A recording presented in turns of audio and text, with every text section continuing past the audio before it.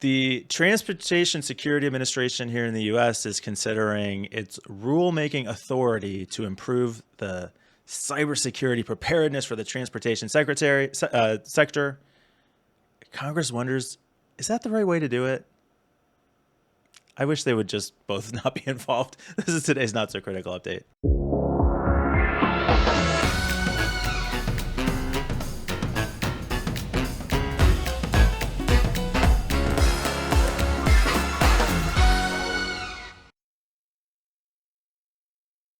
TSA considers rulemaking process for cybersecurity in the transportation sector. And as Peter pointed out, there's a lot of kind of word salad in this article. But basically what it comes down to is the TSA is exploring the use of their rulemaking process through executive order, essentially, outside of the legislative process that would be driven by the Congress, to try to lay out some cybersecurity objectives and rules for the TSA, which would affect freight and transit as well as airports and others in the aviation industry. This is coming in a time we not too long ago had the Colonial Pipeline breach. Even just a couple weeks ago, we talked about the Port of Houston breach.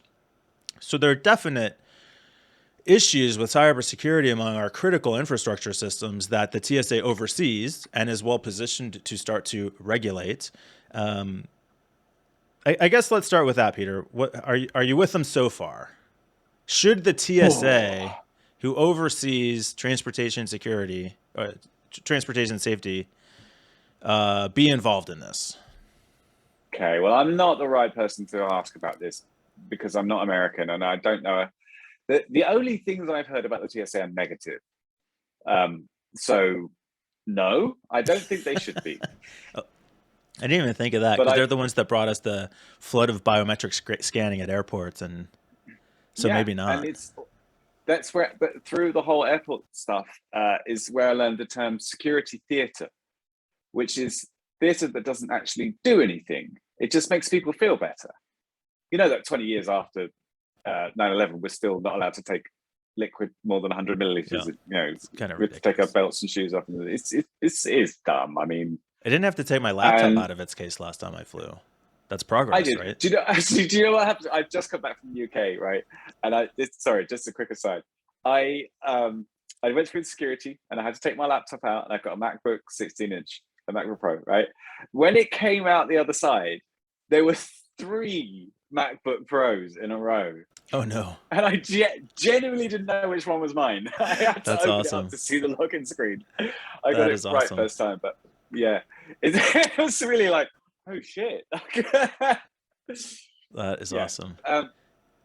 So I don't know. It seems like they're not the right people, but I don't really know much about them other than the. So you so to me, there's 2 sides of this. You have convinced me to swap positions on one of them. This was the other one, is that the senators wrote, "We encourage you to reconsider whether using emergency authorization is appropriate, absent an immediate threat. With the benefit of public notice and comment through the rulemaking process, the TSA may avoid unintended consequences."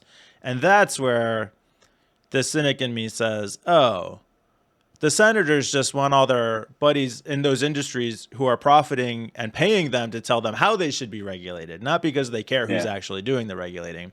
So if the 2 sides of it are, should the Senate be responsible for it after it runs through their churn, the churn of their corrupt process, I would say no. But in light of what you just said, I think probably I would say the TSA shouldn't do it either because of their corrupt process. So I guess I'm left with who should do it, because I do think it should be done. But now I'm out of ideas. Are there not people who are specifically, tasked with cybersecurity in the US, like the CISA and wasn't there a czar or something, a cybersecurity czar appointed at some point? Well, we talked about Biden's executive order several weeks ago, and how every department had their own mandates contributing to cybersecurity, and then this overall cybersecurity focus. So yes, that exists. I think it's still within the directive of the TSA in particular to focus on cybersecurity, and I guess I would still say, like, yeah, they're corrupt, but I'd rather have them try to keep their shit secure than just be corrupt Well, and have it all I out in mean, the open. And that corrupt's not the that right word. I don't. Let's not debate whether corrupt's the right word. Almost certainly they're corrupt too. I don't know. Whatever. Not to get sidetracked. they too late. they have their own self-interest. The idea that they want to collect information may not be driven by corruption. It might just be driven by fear or greed or who knows what. But I guess if they're going to collect all that information, I want them to keep it safe.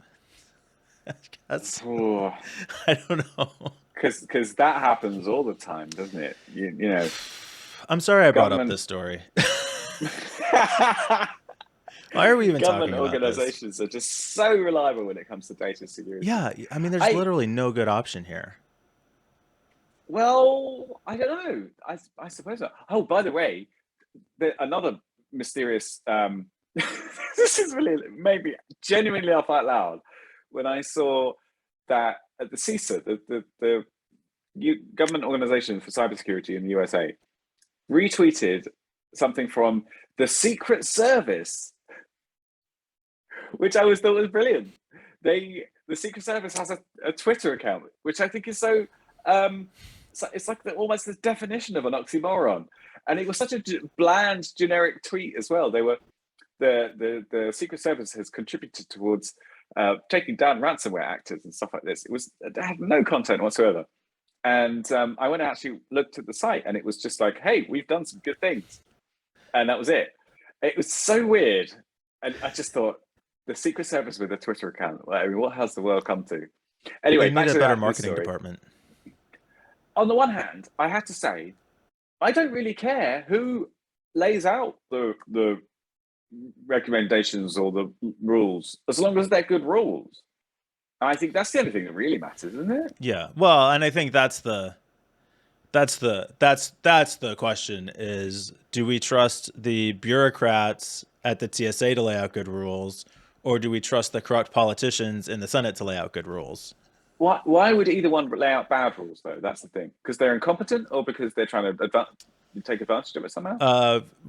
Probably depends on which side you want. I mean, so the TSA, I think the TSA has the best opportunity to lay out good rules, because I guess I would like to think they wouldn't be as politically motivated and subject to the lobbying from the industries that they're trying to regulate, which we know happens. I mean, it's a revolving door between the regulators and the industry execs anyway. But I feel like they would be less prone to that kind of watering things down just for the sake of supporting the industries they're regulating than the Senate would at trying to propose all these tough rules that are going to cost these industries money. And they're just going to say, well, if I have to pay this money, it's money that I don't have to give you as a campaign contribution. So which do you prefer? I think the danger with having someone like the TSA come up with the rules rather than an organization which specializes in cybersecurity is that the TSA won't know what they're doing. So for example, passwords, right? Password rotation. It's a commonly held belief that you need to, well, lots of people think that you need to rotate your password, change your password every 3 months in order to keep it secure.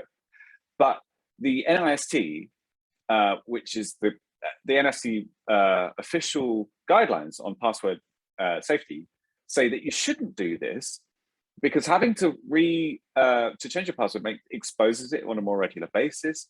Most people don't change it to anything more secure; they just add a character to the end. It forces people to actually use their password when they've already logged into things and reset it. It actually is a net negative. So I think the TSA are the kind of people who would recommend rotating the password because they just think that's the best thing to do because they're not experts in cybersecurity, but it's not the right way to do it. So I think I would rather they will act as like an advisory body when it comes to things that are specific to their area of expertise, because I don't think it's cybersecurity. Yep, I'm totally on board. I think you nailed it. Oh, okay. Well, next story. Wait, no. Oh, I was going to. Okay, come on then. Thank you.